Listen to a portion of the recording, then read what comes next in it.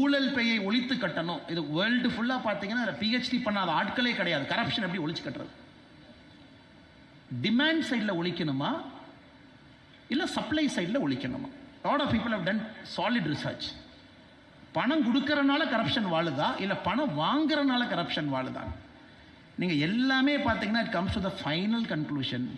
பணம் கொடுப்பதனால தான் கரப்ஷன் வாழுதோ தவிர பணம் வாங்குவதால் எங்கேயுமே கரப்ஷன் வாழ்றது கிடையாது. அப்ப நமக்கு என்லைட்டன்ஸ் இண்டிவிஜுவல்ஸ் வேணும். அவங்க தைரியமா ஒரு முடிவு எடுக்கணும். எங்கேயோ ஒரு சர்க்காரி ஒரு கவர்மெண்ட் ஆஃபீஸர்னுடைய கையில் இருக்கக்கூடிய ஒரு சின்ன கிரீஸுக்காக கொடுக்கக்கூடிய நோட்டை அவங்க அதை கொடுத்து காஸ்ட் ஓகே ஒரு மாசம் டிலே ஆகிட்டு பார்த்துக்கலாம்.